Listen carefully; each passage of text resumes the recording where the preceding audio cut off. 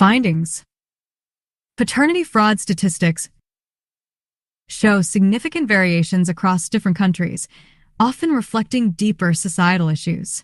In countries like Jamaica and Nigeria, paternity fraud rates are alarmingly high, with estimates of 34.6% and 30%, respectively. In contrast, countries like Canada and the United Kingdom report much lower rates of 2.8% and 1.6%, highlighting the stark global discrepancies. These numbers indicate that while paternity fraud is a universal issue, it is more prevalent in certain parts of the world. Various factors contribute to these discrepancies, including cultural norms, economic pressures, and the accessibility of DNA testing. In many African nations, for instance, societal expectations and financial dependencies can make it more common for women to conceal the true paternity of their children. This is evident in cases like that of a Zambian nurse, Elizabeth Bwalyamua, who admitted on her deathbed to swapping 5,000 babies over a 12-year period. Such instances, though extreme, underline the societal challenges contributing to higher paternity fraud rates in certain regions.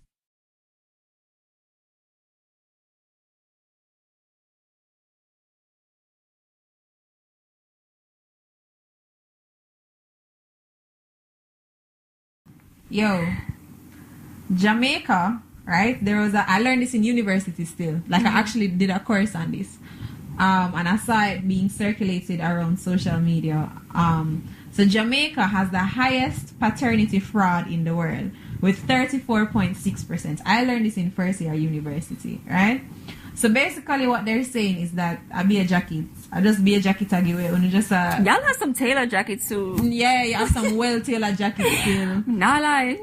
But yeah, so basically like a lot of men are taking care of children that are not their own. Unbeknownst to them. But I feel like you see it a lot. There was an article, you remember the man and him did have must say 5 or 7 pitney. And him find out say, no, them have 7 pitney and him find out say 5 a jacket. Yeah. And I feel something like the uncle or something like that. Yeah, but this and him, yeah. But wow, it's crazy. What you do as a man? So, Jamaica may have a higher rate than other places. But in any country, especially in America, there are a high number of people who are taking care of children who are not from their bloodline, to say the least, right?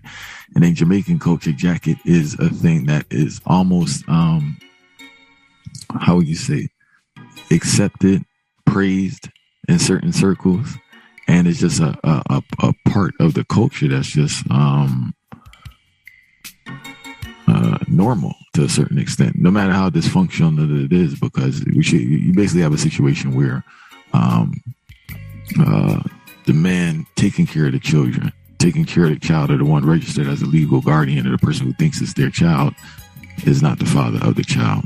Women do it for numerous reasons. Some is just a mix-up where there's just too much, promiscuity.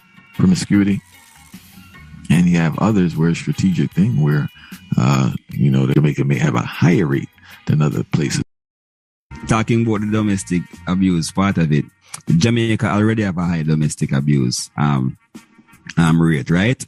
And a lot of these domestic abuse are based on the speculation that the man is caught up in paternity fraud. Remember, it's a speculation, So imagine if the speculation of you getting a jacket, or getting, for others who don't fully understand the jacket thing, getting a child that is not yours. If most of the men speculate this and start abuse them women, what will they do when they actually find out that this is not theirs? So how crazy it be? And talking about the domestic